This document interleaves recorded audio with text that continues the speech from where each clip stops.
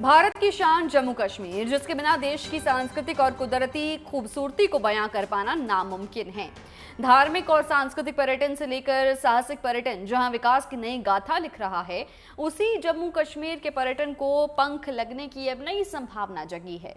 और उसकी वजह है भारत में अमेरिकी राजदूत सर्जियो गोर का जम्मू कश्मीर दौरा। दरअसल बुधवार को उन्होंने कश्मीर का दौरा किया। श्रीनगर की खूबसूरती ने उनका मन मोह लिया और इस मौके पर अमेरिकी राजदूत ने न सिर्फ जम्मू कश्मीर को लेकर ट्रैवल एडवाइजरी की समीक्षा करने की बात कही, बल्कि राज्य की सुरक्षा व्यवस्था की भी तारीफ की है। उन्होंने इस बात पर बल दिया है कि बहुत से अमेरिकी जम्मू कश्मीर आकर इसकी खूबसूरती और यहाँ मौजूद अवसरों का आनंद लेंगे। ऐसे में माना जा रहा है कि सर्जियो गोर के इस बयान के बाद अब बड़ी संख्या में इंटरनेशनल टूरिस्ट जम्मू कश्मीर की यात्रा करेंगे, जिससे प्रदेश पर्यटन के क्षेत्र में एक नई उड़ान भरेगा और विकास की नई इबारत भी लिख सकेगा।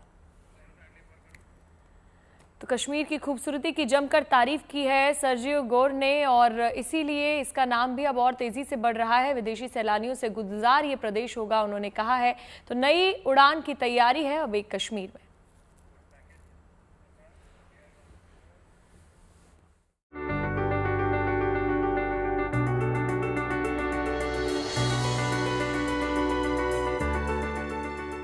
जम्मू कश्मीर के खूबसूरत डल झील के शिकारे का लुत्फ उठा रहे अमेरिकी राजदूत की ये तस्वीर एक नई इबारत लिखने के लिए तैयार है। न सिर्फ भारत और अमेरिका के संबंधों में ये गर्मजोशी का संकेत है, बल्कि जम्मू कश्मीर के पर्यटन उद्योग की एक नई कहानी लिखने के लिए भी तैयार है।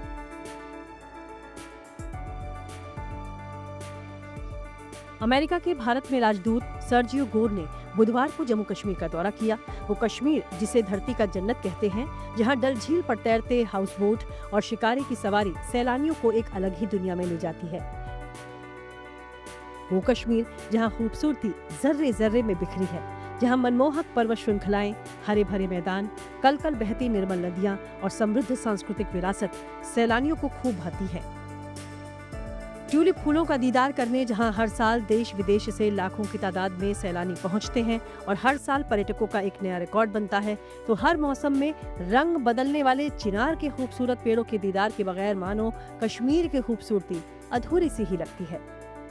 उसी जम्मू कश्मीर की खूबसूरत वादी में जब अमेरिकी राजदूत आए, डल झील पर शिकारे की उन्होंने सैर की, परी महल का दीदार कर उसकी तस्वीरें अपने सोशल मीडिया अकाउंट पर पोस्ट की और फिर जम्मू कश्मीर के मुख्यमंत्री उमर अब्दुल्ला से मुलाकात के बाद कश्मीर को भारत का अभिन्न अंग कहकर पर्यटन की बात कही, तो बात कहीं दूर तलक गई।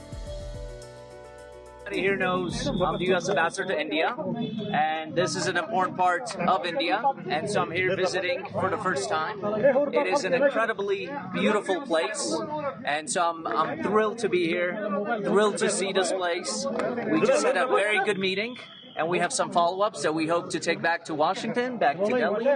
But a very warm, a very cordial, and we look forward to building this relationship forward.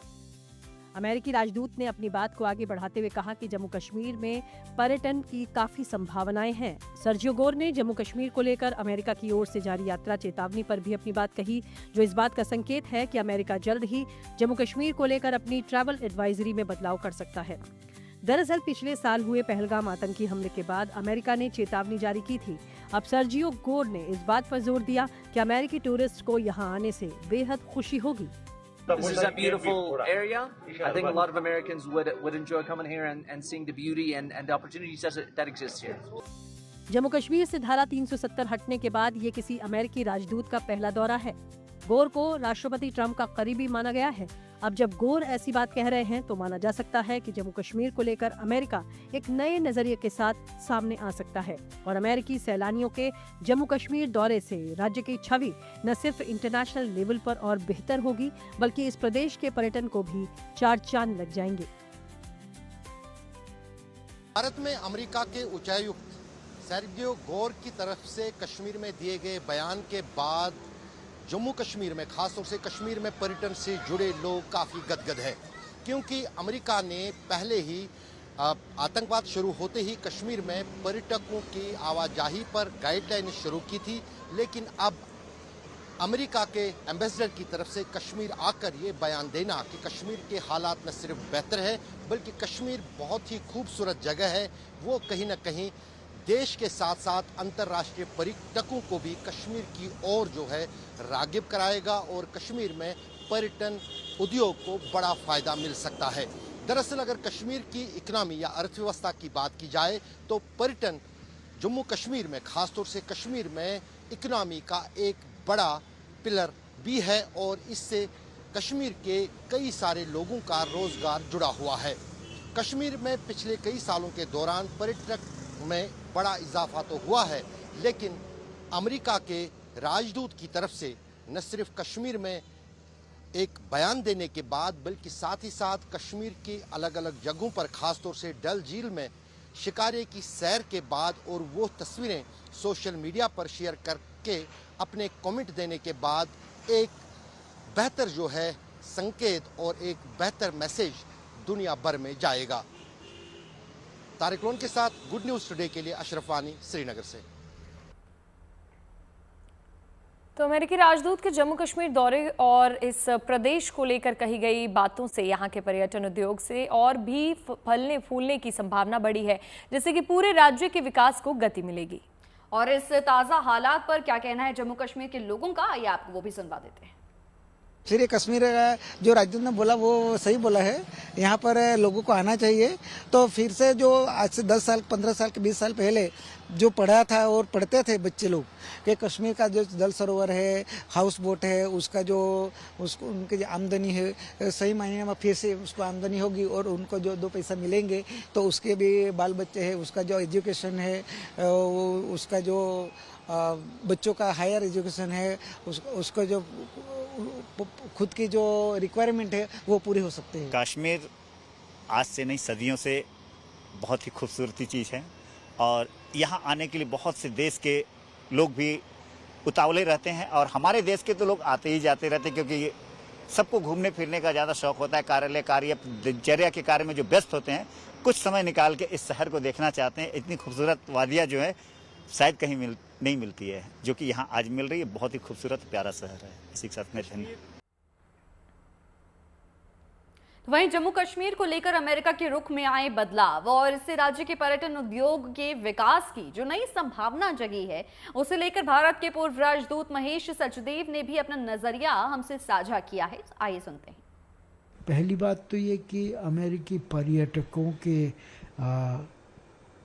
Jammu and Kashmir आने से इस राज्य की अर्थव्यवस्था जो पर्यटन पर आधारित है उसमें सुधार होगा, नए अवसर मिलेंगे। दूसरी बात ये कि आप जानते हैं कि ट्रंप साहब दरअसल एक पर्यटन व्यवसाय से जुड़े हुए रियल एस्टेट डेवलपर हैं।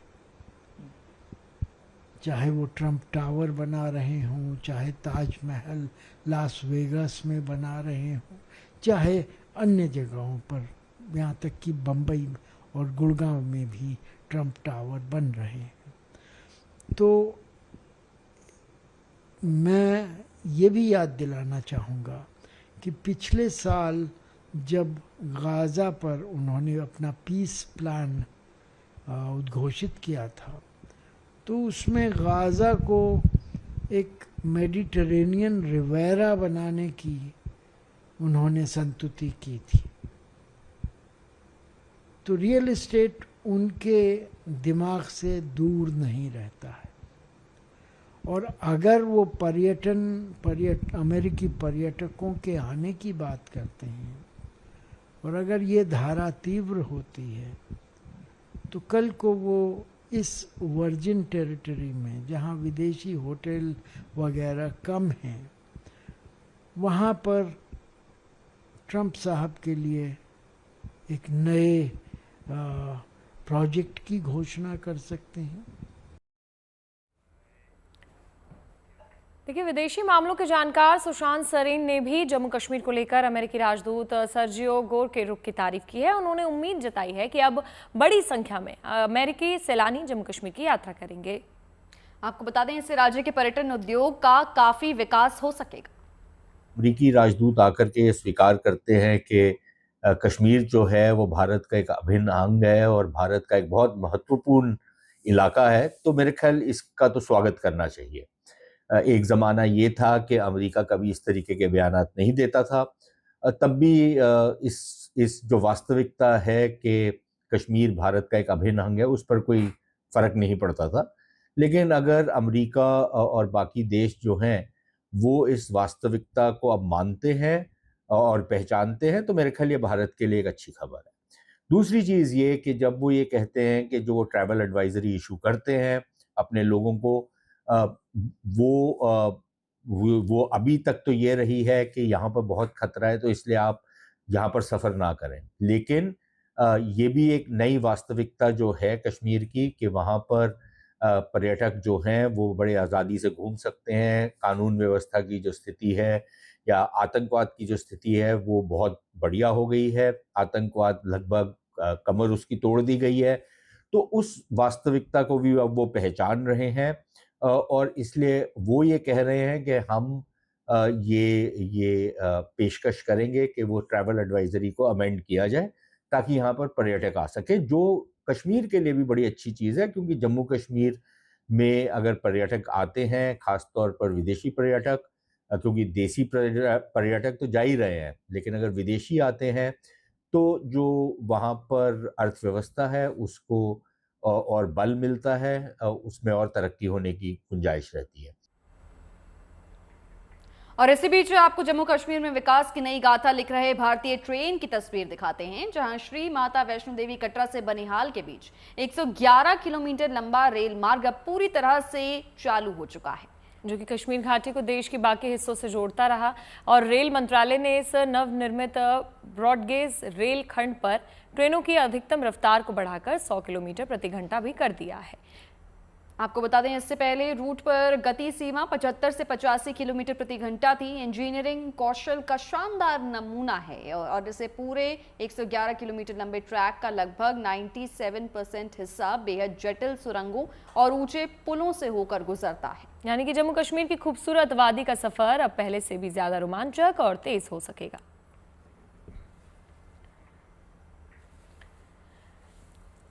तो वहीं जम्मू कश्मीर के रियासी जिले से सामने आई ये तस्वीरें बेहद खूबसूरत हैं। एक तरफ लगातार हो रही मूसलाधार बारिश ने डैम के जलस्तर को बढ़ा दिया है, तो दूसरी तरफ चिनाब की वादियों का यह मनमोहक नज़ारा हर किसी का ध्यान खींच रहा है। पहाड़ों के बीच कल कल बहती चिनाब, चारों तरफ हरियाली और बादलों से ढकी हुई पहाड़ियां, प्रकृति का ये रूप जितना खूबसूरत है उतना ही रौद्र भी। जलस्तर से बढ़ोतरी के बाद से बांध के गेट खोले गए हैं, जिससे पानी चिनाब नदी में छोड़ा जा रहा है।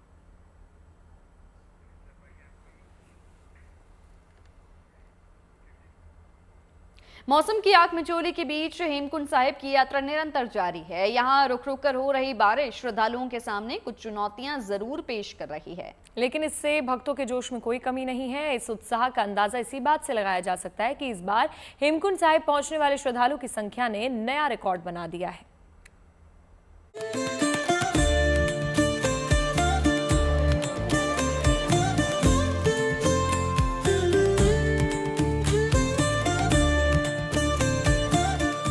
हिमालय की गोद में बसे हेमकुंड साहिब तीर्थ में उमड़ रही है आस्था।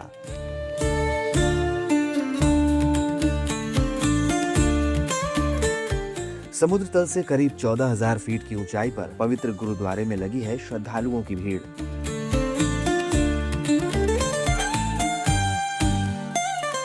न तो बेतहाशा बर्फबारी इन भक्तों के कदम रोक सकी और न ही मानसून की तेज बारिश से इनके जोश पर कोई असर पड़ा। चमोली में सिखों के पवित्र तीर्थ स्थल पर इस साल आस्था ने नया कीर्तिमान बना दिया।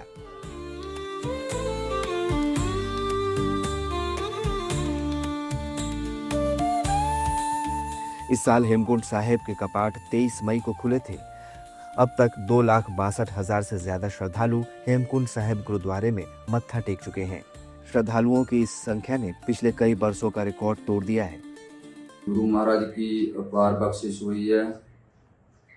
23 मई से आरंभ हुई श्री हेमकुंड साहिब की यात्रा आज मिति 19 अगस्त तक लगभग 2,62,000 यात्री श्री हेमकुंड साहिब जी के दर्शन दीदारे करके जा चुके हैं। आपके माध्यम से सभी यात्रियों को निवेदन है कि जिन्होंने भी अपना प्रोग्राम बना रखा है वो श्री हेमकुंड साहिब जी में आइए और इस साल ऐसी अलौकिक गुरु की कृपा है कि हेमकुंड साहब का सारा चौगिरदा ब्रह्म कमल व अन्य प्रकार के फूलों से पूरा लबालब भरा हुआ है। यात्री भगवान का वाहिगुरु का नाम तो ले ही रहे हैं और साथ ही साथ प्रकृति का आनंद भी मान रहे हैं।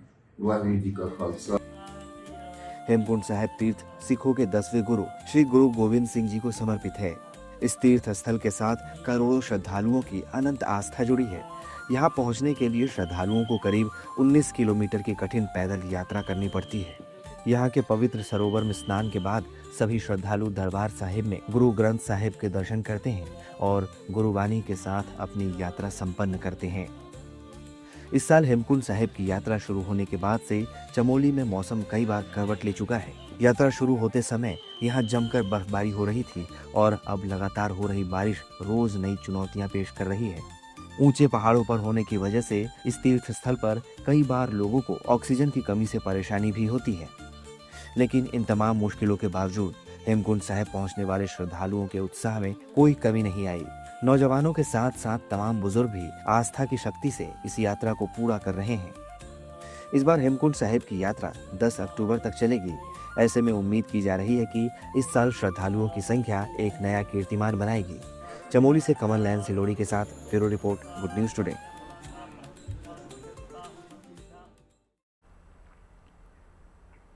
और अब बात करते हैं गणेशोत्सव की। बप्पा के स्वागत की तैयारियां जोर शोर से चल रही हैं। मुंबई में लालबाग के राजा का भव्य पंडाल सजने लगा है। पंडाल को अंतिम रूप देने का काम तेजी से जारी है और अब भक्तों को इंतजार है उस पल का जब उनके आराध्य बाप्पा दर्शन देंगे। इस बीच मूर्तिकार मुंबई से लेकर अकोला तक गणेश प्रतिमाओं को अंतिम रूप देने में जुटे हैं।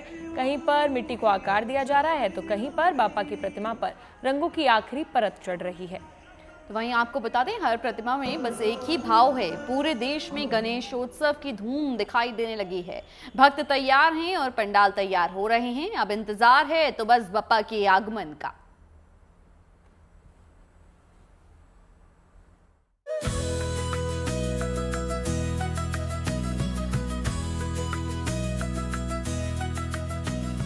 सज गए हैं पंडाल, बढ़ रही है उत्सव की रौनक और अब इंतजार है बाप्पा के आगमन का।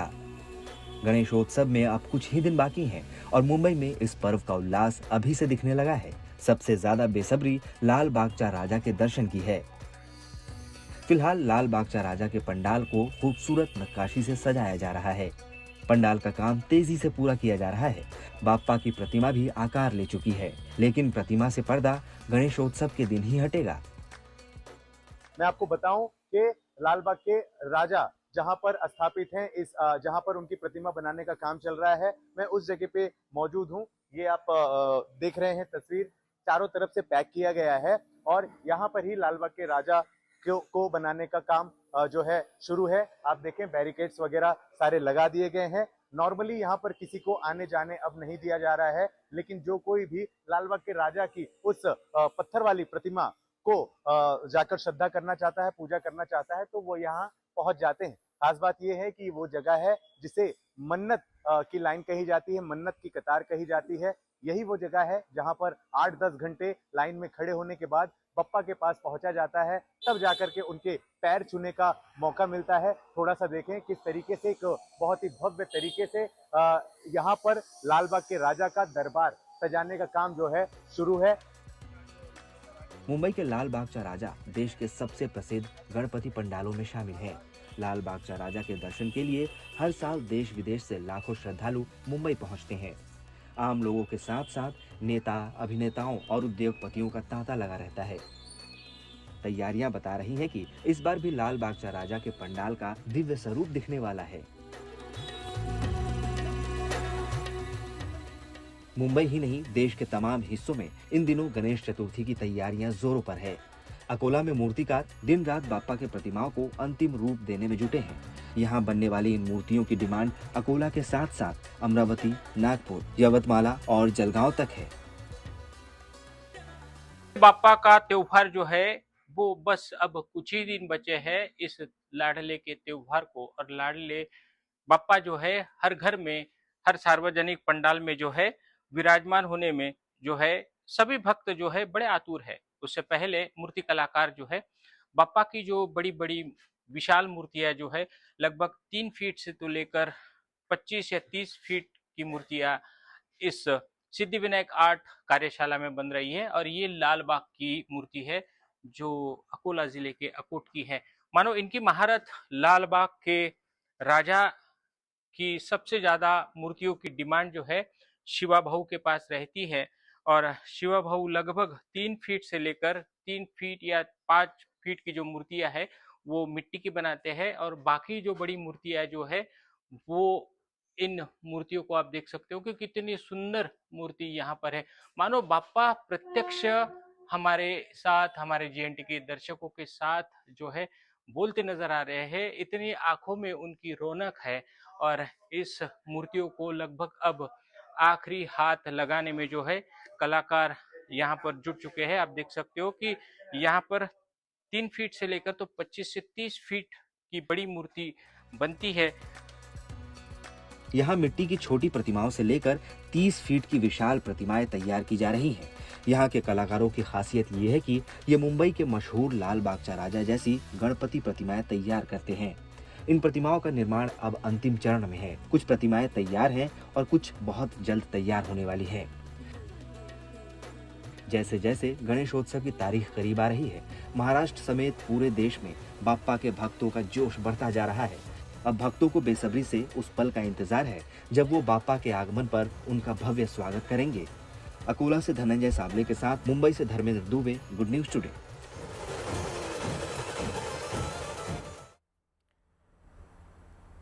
तो वहीं केरलम में ओणम की धूम शुरू हो चुकी है और फूलों की खुशबू, पुक्कलम के रंग और पारंपरिक उत्सव के बीच पूरा केरलम जश्न के रंग में रंगा हुआ नजर आ रहा है। आपको बता दें, ओणम सिर्फ एक दिन का त्योहार नहीं है बल्कि करीब 10 दिनों तक चलने वाला सांस्कृतिक उत्सव है जो 26 अगस्त तक चलेगा।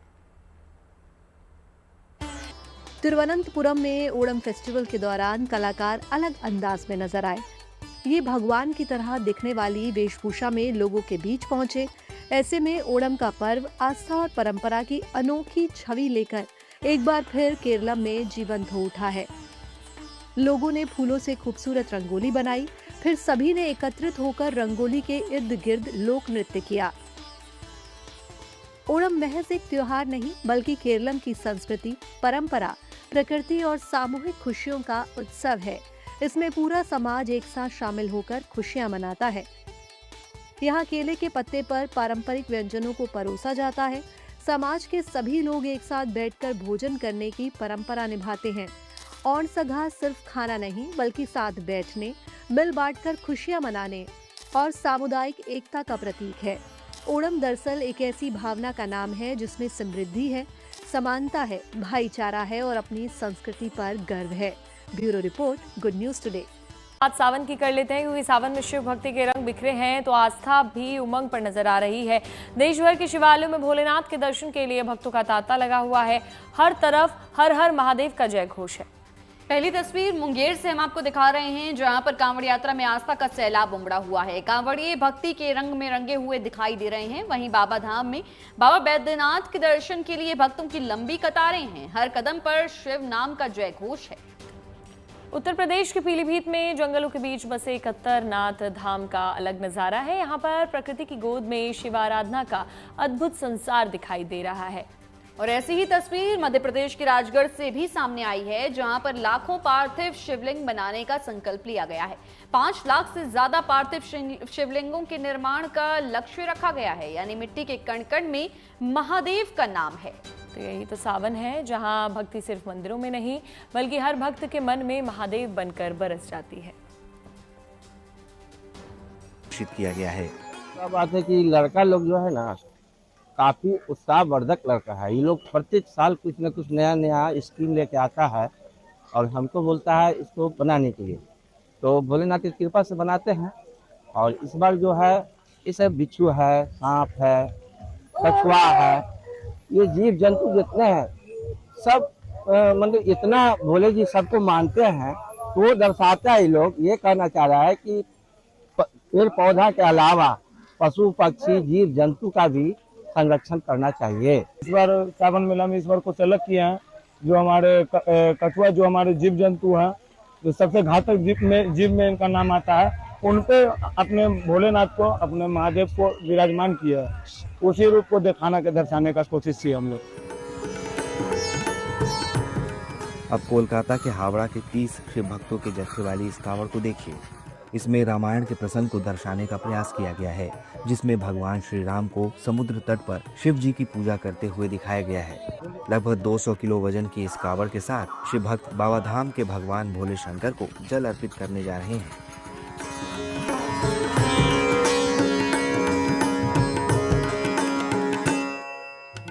भक्ति और आस्था का किसी उम्र से कोई संबंध नहीं होता और मुंगेर के असरगंज कच्ची कांवड़िया पथ पर ऐसा देखने को भी मिल रहा है।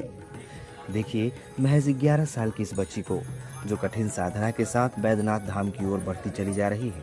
मुंगेर के असरगंज सती स्थान की रहने वाली प्रियंका दंडवत यात्रा करते हुए बाबा की नगरी की ओर बढ़ती चली जा रही है, इस विश्वास के साथ कि भगवान भोले शंकर का आशीर्वाद जरूर मिलेगा। हमारा यही मन्नत है ताकि हम बड़ा होकर कुछ बन सकें। क्या बनना है आपको? हमें टीचर बनना है। अच्छा, ये पहली बार दे रहे हैं, इससे पहले भी दिए हैं? नहीं, ये फर्स्ट बार थे। मेरे दादा दादी लोग जा रहे थे तो हम भी सोचे हम भी मन्नत मांग लेते हैं, हम भी जाएंगे। भव्य और दिव्य रंग बिरंगी कावड़ लेकर इस पथ से गुजरते शिव भक्तों की सुविधा और सुरक्षा का प्रशासन पूरा ध्यान रखता है। मुंगेर के डीएम खुद भी व्यवस्थाओं का जायजा लेते रहते हैं। हम लोग का जो 26 किलोमीटर का मार्ग है, उसमें विभिन्न विभाग की हम लोग की सुविधा देनी थी। 7 जगह पे हम लोग टेंट सिटी बने थे। अच्छा रिस्पॉन्स है। कई डाक बम से और कांवरियों से मैंने भी पर्सनली बात की कि इस बार उनका एक्सपीरियंस कैसे रहा। लगभग सब लोगों का अच्छा एक्सपीरियंस रहा। और जो बालू है, इस बार काफ़ी कंप्लेंट्स हम लोगों को कम मिली हैं। हम लोगों को भी लोगों की शिकायतें नहीं आई है और जो भी स्थानीय स्तर पर शिकायत आई है उसको SDM के स्तर पर हम लोगों ने देख लिया है और काफ़ी अच्छे से इस बार जिला प्रशासन की तैयारी है कांवरिया पथ पे दिखे। सावन के अलावा इस पथ पर भादो मास में भी कावड़ यात्रा की दिव्य छटा देखने को मिलती है। भादो के महीने में भी शिव भक्त सुल्तानगंज से जल भरकर उसे भगवान भोले शंकर पर अर्पित करने यहाँ से गुजरते हुए बैद्यनाथ धाम जाते हैं। मुंगेर से गोविंद कुमार के साथ bureau report, good news today. तो सावन के पवित्र महीने में देश का हर हिस्सा भक्ति के रंगों से सराबोर हो रहा है। मध्य प्रदेश के राजगढ़ जिले में भी आस्था की भव्यता देखने को मिली है। खिलचीपुर में दिव्य कलश यात्रा के साथ 5.25 लाख पार्थिव शिवलिंग निर्माण के संकल्प को पूरा करने में श्रद्धालु जुटे हुए हैं।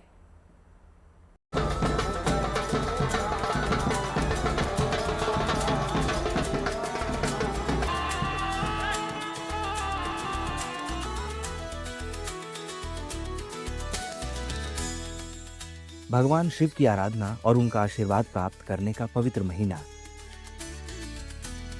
हर तरफ आध्यात्मिक और भक्तिमय वातावरण।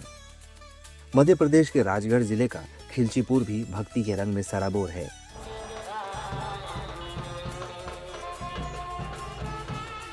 खड़ी बावरी वीर हनुमान मंदिर पर 5वें वर्ष आयोजित हो रहे भव्य धार्मिक आयोजन को लेकर पहले दिव्य कलश यात्रा की छटा बिखरी।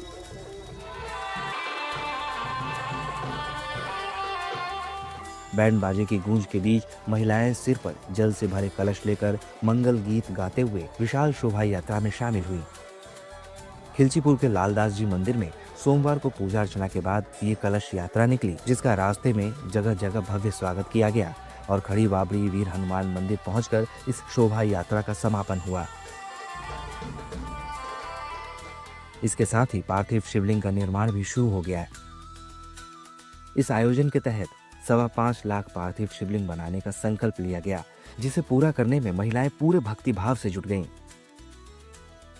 किसका नाम जप कर रहे हैं?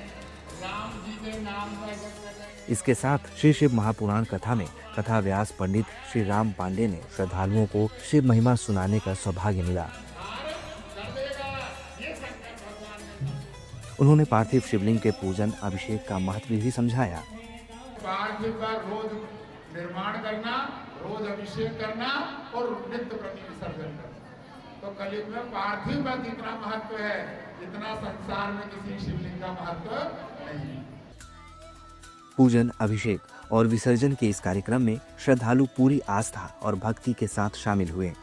संस्कृत भागवत, मूल संस्कृत भागवत, महाशिव पुराण, गीता पाठ, महामृत्युंजय पाठ के साथ 1.25 लाख राम राम मंत्र लेखन और 1.25 लाख ओम नमः शिवाय मंत्र लेखन भी इस आयोजन में शामिल रहे।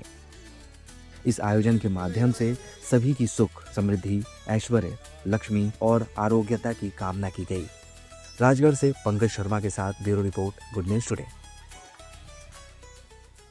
उत्तर प्रदेश के पीलीभीत में भी एक ऐसा शिवधाम है जहां भोलेनाथ के दर्शन के लिए भक्तों को नदी और उसके किनारे बसे घने जंगलों से भरे रास्ते से गुजरना पड़ता है। हम बात कर रहे हैं बाबा 71 नाथ की, जहां पर सावन में भारी भीड़ उमड़ती है। यूपी के पीलीभीत जिले में गोमती नदी के किनारे जंगलों के बीचों बीच बाबा 71 नाथ धाम है और यहाँ की सबसे खास बात है भगवान को चढ़ाए जाने वाला हैंडपंप।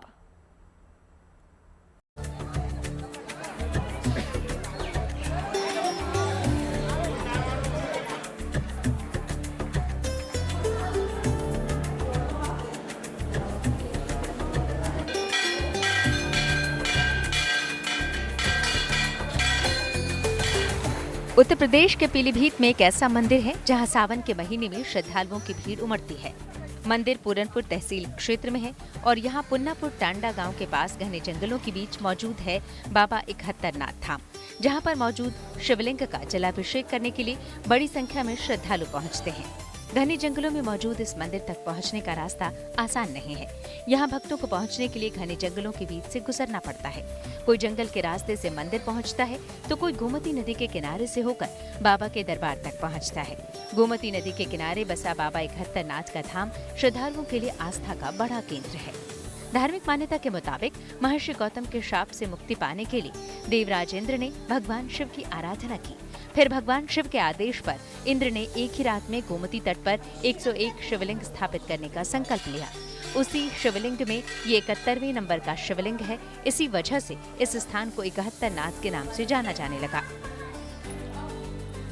कि इस कष्ट से मुक्ति के लिए आप एक रात्रि में शिवलिंग की स्थापना गोमती तट पे करें। तो उन्होंने 101 शिवलिंग का जो व्रत लिया था उसमें ये 71वां शिवलिंग है और ये गोमती तट पे और पूर्णपुर कुर्रिया के जंगल के बीचों बीच में स्थित है और बहुत ही सच्चा स्थान है। यहाँ पे भक्त अपनी मनोकामना लेके आते हैं। सारे भक्तों की मनोकामनाएं पूर्ण होती हैं। बाबा सब पे कृपा करते हैं। सावन में यहाँ आस्था का अलग ही नजारा दिखाई देता है। सावन में यहाँ कांवड़ियों के जत्थे पहुंचकर बाबा के दरबार में जलाभिषेक करते हैं, तो वहीं अन्य श्रद्धालु बाबा के दर्शन के लिए अपनी बारी का इंतजार करते हैं।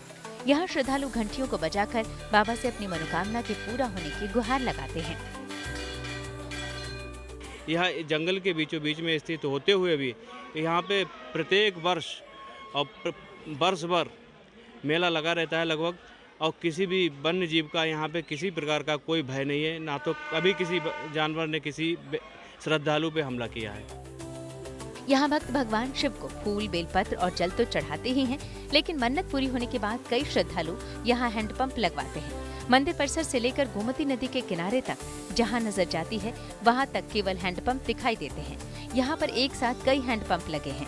यहाँ हैंडपंप सिर्फ पानी पीने का साधन नहीं, बल्कि श्रद्धालुओं की आस्था और मन्नत से जुड़ी एक अनोखी परंपरा बन चुकी है। कहानियाँ ये है कि यहाँ पे भक्त आते हैं और अपनी मनोकामना पूर्ण के लिए नल लगवाते हैं और भगवान की ऐसी यहाँ पे कृपा है कि भोलेनाथ अगर आप प्रथम पूजा करना चाहें कि हम प्रथम पूजा करेंगे तो यहाँ देवताओं के द्वारा पूजा होती है, किसी व्यक्ति के द्वारा नहीं होती है। वैसे तो यहाँ साल भर भक्त पहुँचते हैं, लेकिन सावन में यहाँ की अनूठी मान्यता को देखते हुए बाबा के दरबार में यहाँ दूर दूर से श्रद्धालु पहुँचते हैं। बारिश के बाद कच्चे रास्तों पर पानी भर जाता है, लेकिन इसके बावजूद श्रद्धालुओं की आस्था उनके कदम नहीं रोकती और भक्त पानी और कीचड़ के बीच से गुजरते हुए बाबा के दरबार तक पहुँचते हैं। Saurabh Pandey, Pilibhit, good news today. Bihar के मधुबनी में बना 108 मीटर लंबी मिथिला पेंटिंग का वर्ल्ड रिकॉर्ड बना है। आपको बता दें ये पेंटिंग 180 कलाकारों की मेहनत से उकेरी गई है। फिर इसका विधिवत लोकार्पण और मानकीकरण किया गया है। वहीं मधुबनी के जिला अधिकारी को वर्ल्ड रिकॉर्ड का प्रमाण पत्र और इसी के साथ मेडल भी दिया गया है।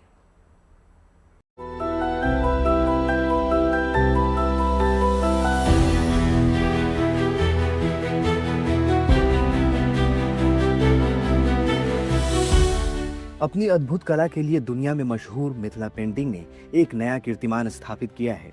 बिहार की मधुबनी की धरती पर ऐसी रचना की गई जिसने वर्ल्ड रिकॉर्ड कायम कर दिया। भगवान के 108 नामों की तरह शुभ 108 मीटर लंबे कैनवस पर राम सीता की कथा को पारंपरिक मिथिला पेंटिंग शैली में उतारने का संकल्प विश्व रिकॉर्ड के रूप में स्थापित हो गया।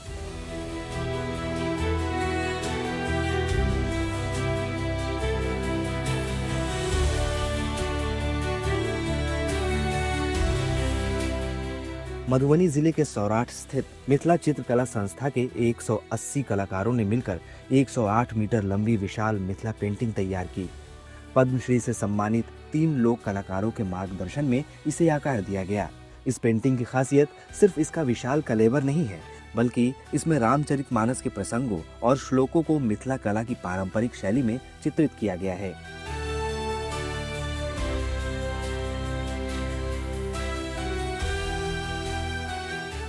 खास बात यह है कि इस विशाल पेंटिंग में सदियों पुरानी धार्मिक और सांस्कृतिक कथा को अपनी विशिष्ट लोक कला के जरिए नई पीढ़ी के कलाकारों ने जीवंत किया। इस कलाकृति में रामचरितमानस के 51 प्रमुख प्रसंगों को दर्शाया गया है।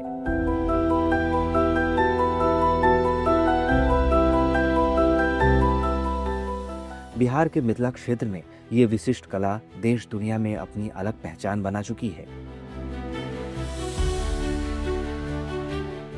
इसकी मुख्य विशेषता प्राकृतिक रंगों, बारीक रेखाओं और धार्मिक कथाओं का अनूठा मेल है।